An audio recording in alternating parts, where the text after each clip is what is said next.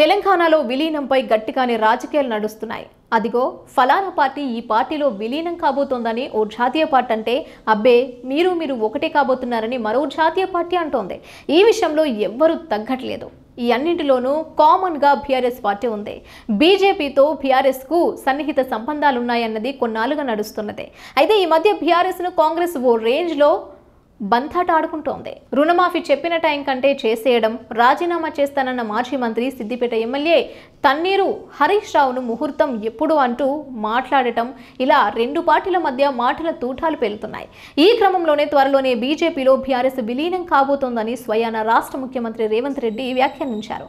ఈ కామెంట్స్తో political heat పెరిగిపోయింది. దీనిపై ఇప్పటికే బీఆర్ఎస్ నుంచి స్ట్రాంగ్ రియాక్షన్ రాగా తాజాగా బీజేపీ నుంచి కౌంటర్ వచ్చేసింది.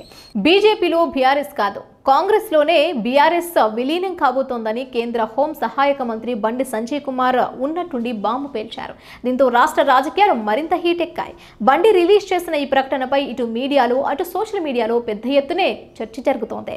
అతి త్వరలో కాంగ్రెస్ పార్టీలో బీఆర్ఎస్ విలీనం తథ్యం. కేసీఆర్ కు ఏఐసీసీ, కేటీఆర్ కు పీసీసీ చీఫ్, కవితకు రాజ్యసభ సీటు ఖాయం. బీఆర్ఎస్ తో పొత్తు పెట్టుకుని పదవులు పంచుకున్న చరిత్ర ఆ పార్టీల సొంతం. కవిత బెయిల్కు బీజేపీకి ఏం సంబంధం? బీఆర్ఎస్ ను విలీనం చేసుకుంటే బెయిల్ వస్తుందనడం మూర్ఖత్వం. ఆ పార్టీని విలీనం చేసుకుంటేనే సిసోడియాకు బెయిల్ వచ్చిందా? బాధ్యతాయుత పదవుల్లో ఉంటూ న్యాయస్థానాలపై బురద జల్లుతారా?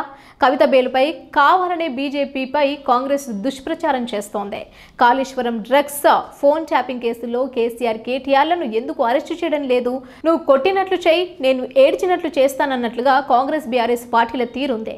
ముఖ్యమంత్రి పదవిలో కొనసాగుతూ రాజకీయ లబ్ధి కోసం గౌరవ న్యాయస్థానంపై బురద చల్లి కోర్టుల ప్రతిష్టను తగ్గించడం దుర్మార్గం. బీజేపీని బదనాం చేసేందుకు కాంగ్రెస్ నేతలు దిగజారి మాట్లాడుతున్నారు అని బండి సంజయ్ మండిపడ్డారు.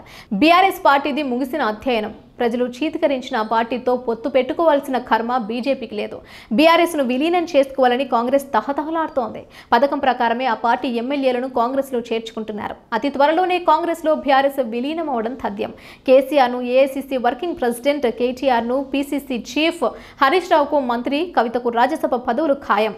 అంత ఉఫలాటం ఉంటే రాజ్యసభ ఎన్నికలు వస్తున్నందున కవితను కాంగ్రెస్ పక్షాన రాజ్యసభకు పంపినా ఆశ్చర్యపోనక్కర్లేదు. గతంలోనూ బీఆర్ఎస్తో పొత్తు పెట్టుకోవడంతో పాటు మంత్రి పదవులు పంచుకున్న చరిత్ర కాంగ్రెస్ ఉంది.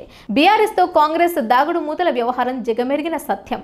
సీఎం రేవంత్ రెడ్డికి కాంగ్రెస్ నేతలకు ఏమాత్రం చిత్తశుద్ధి ఉన్నా కాళేశ్వరం సహా అనేక అంశాల్లో వేల కోట్ల రూపాయల అవినీతి అక్రమాలకు పాల్పడ్డ కేసీఆర్, కేటీఆర్లను జైలుకు పంపాలి. కేసీఆర్ కుటుంబ ఆస్తులను జప్తు చేయాలి. లేని పక్షంలో దాగుడు మూతలాడుతున్న కాంగ్రెస్, బీఆర్ఎస్ పార్టీలకు ప్రజలు తగిన గుణపాఠం చెప్పేందుకు సిద్ధంగా ఉన్నారని బండి సంజయ్ చెప్పుకొచ్చారు. మొత్తానికి చూస్తే జాతీయ పార్టీలు రెండు బీఆర్ఎస్ ను బంతాట ఆడుకుంటున్నాయి. ఈ వ్యవహారంపై బీఆర్ఎస్ నుంచి ఎలాంటి రియాక్షన్ వస్తుందో చూడాలి మరి.